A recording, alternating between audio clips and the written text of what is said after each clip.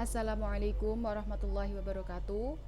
Perkenalkan, nama saya Ismayatul Izzati, NIM 46, dan juga teman saya Zulfarif Al-Niswa. Kami dari kelompok 7 akan mempresentasikan tugas mata kuliah metodologi studi fikih mengenai sejarah Imam Malik. Baik, yang pertama adalah latar belakang kehidupan Imam Malik. Imam Malik memiliki nama lengkap Malik bin Anas bin Malik bin Abi Amir bin Amr bin Al-Haris bin Ghaiman bin Kusail bin Amr bin Al-Haris Al-Asbahi Al-Humairi Abu Abdillah Al-Madani dan merupakan imam Dar Al-Hijrah.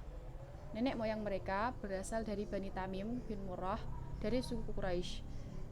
Malik adalah sahabat Utsman bin Ubaidillah At-Taimi, saudara Tolhah bin Ubaidillah.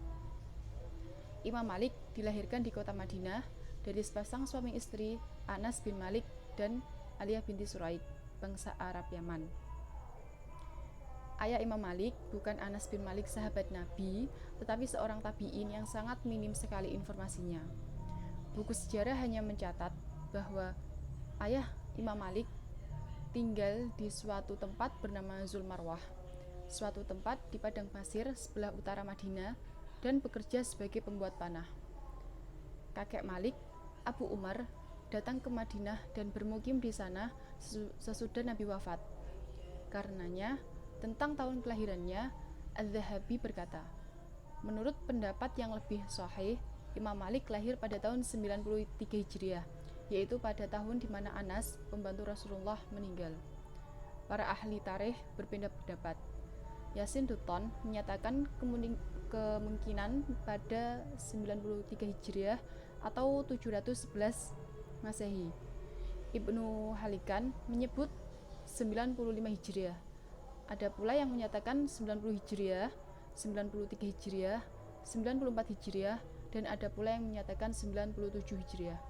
Tetapi mayoritas ulama cenderung menyatakan beliau lahir tahun 93 Hijriah pada masa Khalifah Sulaiman bin Abdul Malik ibnu Marwan dan meninggal tahun 179 Hijriah. Jadi Imam Malik 13 tahun lebih muda dari rekannya yang termasyhur, yaitu Imam Abu Hanifah. Mengenai sifat-sifatnya, Matraf bin Abdillah berkata, Imam Malik bin Anas mempunyai perawakan yang tinggi, ukuran kepalanya besar dan botak, rambut kepala dan jenggotnya putih, sedang kulitnya sangat putih hingga kelihatan agak pirang. Dari Isa bin Umar Al-Madani, dia berkata, aku tidak pernah melihat ada orang yang mempunyai kulit putih dan mempunyai wajah yang kemerah-merahan sebagus yang dimiliki Malik. Dan aku tidak melihat pakaian yang lebih putih dari pakaian yang dikenakan Malik. Dari Abdurrahman bin Mahdi, dia berkata, aku tidak melihat ada orang yang lebih mulia dari Malik, dan aku tidak melihat ada orang yang lebih sempurna akal dan ketakwaannya dari Malik. Imam Malik menikah dengan seorang hamba yang melahirkan 3 anak laki-laki, yaitu Muhammad, Hamad, dan Yahya, dan seorang anak perempuan, yaitu Fatimah, yang mendapat julukan Al-Mu'minin. Menurut Abu Umar, Fatimah termasuk di antara anak-anaknya yang dengan tekun mempelajari dan juga hafal dengan baik kitab Al-Muwatta. Imam Malik sendiri terdidik di kota Madinah, tempat berkumpulnya para sahabat, tabi'in, cerdik pandai, dan para ahli hukum agama. Beliau terdidik di tengah-tengah mereka sebagai seorang anak yang cerdas, cepat menerima pelajaran, kuat dalam berpikir, setia, dan teliti. Dari kecil, beliau membaca Al-Quran dengan lancar dan mempelajari sunnah. Setelah dewasa, beliau belajar kepada para ulama dan fuqaha di kota Madinah, menghimpun pengetahuan yang didengar dari mereka, kemudian menghafal pendapat-pendapat mereka, mengutip athar-athar mereka, dan mengambil kaidah-kaidah mereka, sehingga beliau menjadi orang yang paling pandai di antara mereka dan menjadi seorang pemuka sunnah serta pemimpin ahli hukum agama di negeri Hijaz. Lanjut mengenai guru dan murid Imam Malik. Imam Malik sering mengunjungi para syekh, sehingga Imam Nawawi mencatat bahwa beliau berguru pada 900 syekh, 300 tabi'in, dan 600 tabi'i tabi'in. Beliau juga berguru kepada syekh-syekh pilihan yang terjaga agamanya dan memenuhi syarat-syarat untuk meriwayatkan hadis yang terpercaya. Beliau menghindari berguru pada syekh yang tidak memiliki ilmu riwayat meskipun istiqomah dalam agamanya. Secara khusus, Imam Malik berguru kepada Abdurrahman bin Hurmuz al-A'raj selama 7 tahun lebih. Selama masa itu, beliau tidak berguru pada syekh lain. Beliau selalu memberi kurma anak-anak Syekh Abdurrahman bin Hurmuz dan berkata, "Bila ada yang mencari syekh, katakan ia sedang sibuk." Beliau bermaksud agar beliau bisa berkonsentrasi belajar semaksimal mungkin. Di antara guru-guru beliau adalah yang pertama Rabi'ah bin Abi Abdurrahman, guru Imam Malik di masa kecilnya. Ibu Imam Malik berkata, "Pergilah mencari ilmu." Lantas ibunya memberi seragam dan sorban. "Pergilah ke Rabi'ah, belajarlah adab sebelum mempelajari ilmu." Ia pun menaati perintah ibunya. Yang kedua ada Nafi', budak Abdullah bin Umar, juga termasuk guru Imam Malik. Ia sering mendatanginya dan bertanya padanya.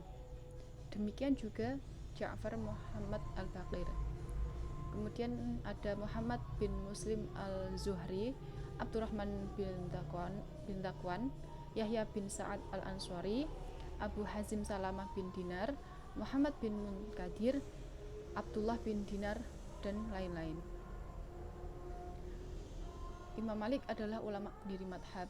Karena itu, beliau memiliki murid dan pengikut yang meneruskan dan melestarikan pendapat-pendapatnya. Di antara pengikut Imam Malik yang terkenal adalah Asad ibnu al-Furat, Abdul al-Salam al-Tanuhi atau Sahnun, Ibnu Rushd, Al-Qurafi, dan Asy-Syatibi. Malik bin Anas wafat pada hari ke-10 bulan Rabiul Awal tahun 179 Hijriah dalam usia 60 tahun. Beliau berwasiat bahwa kalau beliau wafat, hendaknya dikafani dengan kain putih dan disolati di tempat jenazah. Beliau disolati oleh banyak manusia, diantaranya adalah Ibnu Abbas Hashim, Ibnu Kinanah, Sya'bah bin Daud, sekretaris beliau Habib, dan putra beliau. Pendudukan Madinah dari berbagai usia mengiringi pemakamannya di Baqi' di Madinah. Baik, untuk materi selanjutnya akan disampaikan oleh teman saya Zulfa. Terima kasih.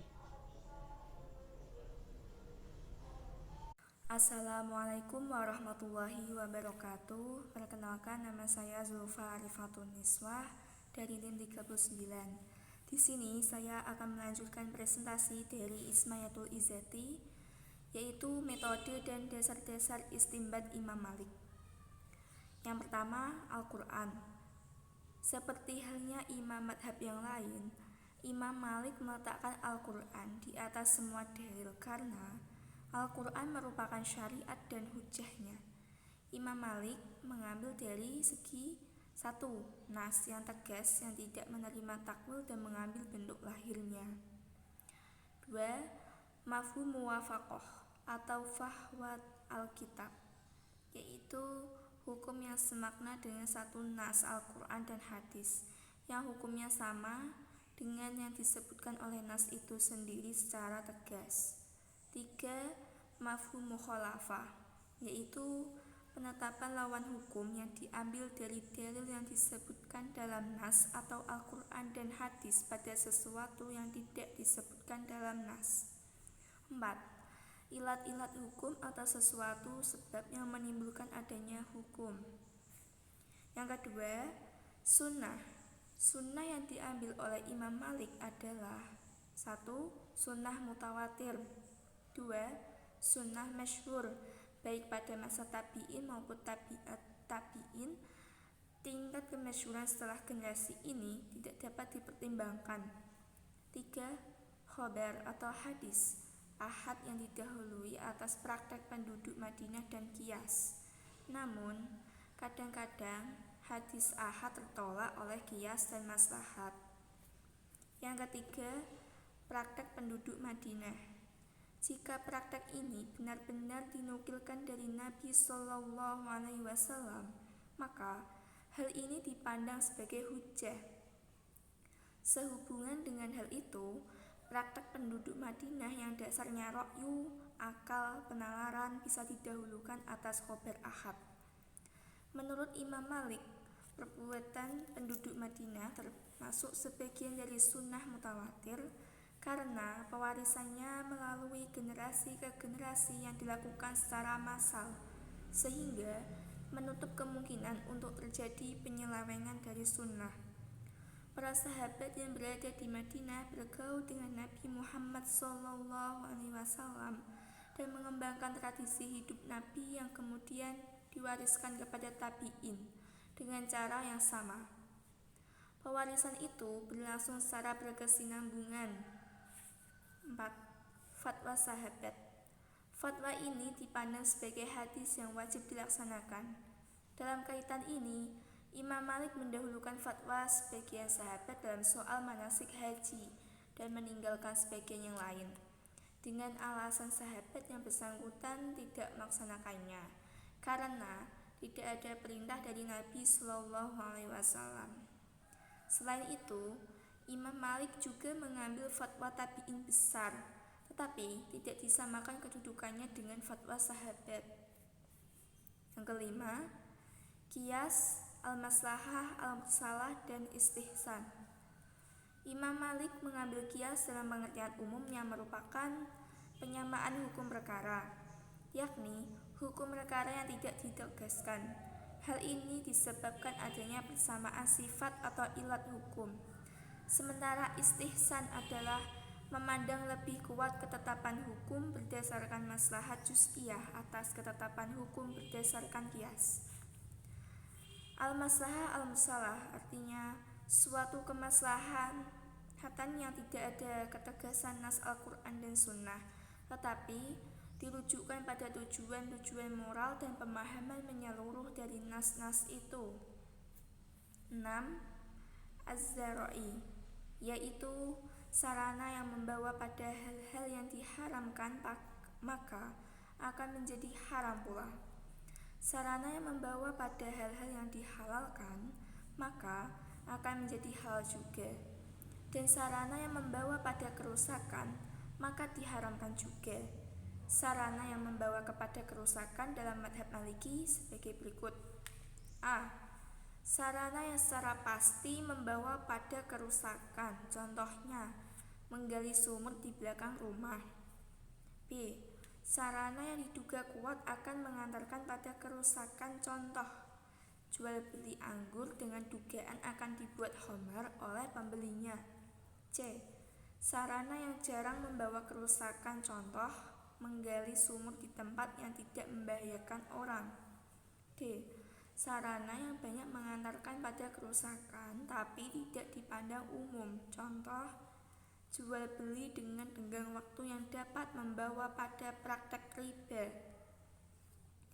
Oke, sekian dan terima kasih. Wassalamualaikum warahmatullahi wabarakatuh.